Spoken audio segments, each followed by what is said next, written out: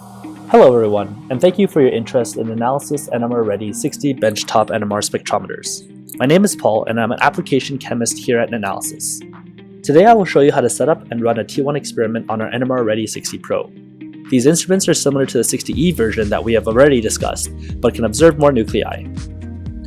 To run a T1 experiment, the first thing you want to do is run a regular 1D. This 1D experiment is used to set up the proper gain, window, and select the signal of interest that you would like to acquire your T1 value for. In this example, I will show you how to determine the T1 value of the blue reference tube.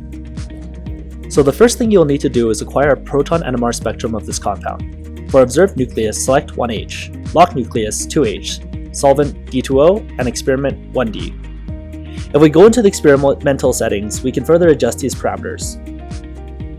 For this water sample, we will use the spectral width of 20 ppm, 2K points, 1 second delay, 5 spectral center, and 1 scan. Depending on the sample you are running, you may need to adjust these parameters. Once these parameters are selected, simply go back to the main screen and press Go.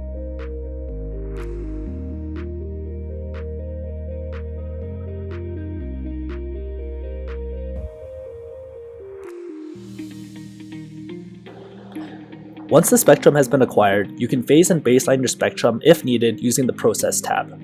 Phase is over here, and baseline is over here.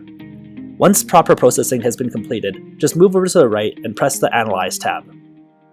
From here, you will select Integrate, and this will bring up the automatic integration. To go from automatic integration to manual integration, just click the Auto button right here. After this, press Add and select the left and right bounds about your signal of interest. Once you integrate the area needed, you can close the spectra without saving it. The spectrometer will retain this information without being saved. All you have to do is press Done and press No. From here, we will change our experiment from 1D to T1. Once the T1 experiment is selected, go into the experimental settings menu. For this experiment, almost all the parameters are the same. The only thing we will need to change is the scan delay and the tau stop. For scan delay, we want to set this to 5 to 7 times the T1 value. Since we don't know this value, we will set the scan delay for 50 seconds. This equates to a T1 time of roughly 10 seconds. Now this might seem overboard, but it will help with finding your T1 value faster. For the tau stop, we want this to be roughly 4 times the T1 value. So we will set this to 40 seconds, or 40,000 milliseconds. After this, we'll simply press Go.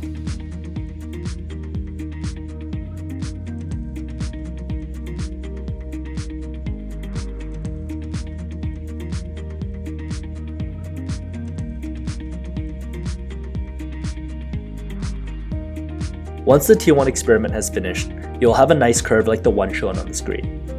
You'll also have an estimated T1 value over here. Notice that the estimated T1 value is 7.3 seconds. This is a little bit less than what we had anticipated, 10 seconds. At this point in time, we would go back to the main screen and adjust the scan delay and tau stop accordingly. Just a quick note before we change the parameters. Ideally, you want your T1 to be in this region, 1/4 of the horizontal axis. By having your T1 value in this area, you'll have a more accurate T1. Now let's just go back to the main screen and adjust our parameters. Go back to experimental settings. So for the scan delay, we'll adjust this to 36.5 seconds. This is 5 times the T1, 7.3 seconds. And the tau stop, we'll adjust this to 4 times the T1, which is 29.2 seconds, or 29,200 milliseconds. After this, just press Done, and we'll start experiment again.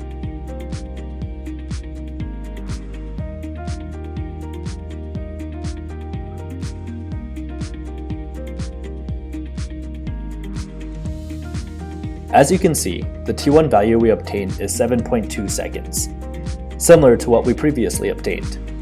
When running T1 experiments, it is essentially a cycle where you obtain a T1 value and adjust your parameters accordingly. Once you have consistent T1 values, that would be the value you would use to set your delay.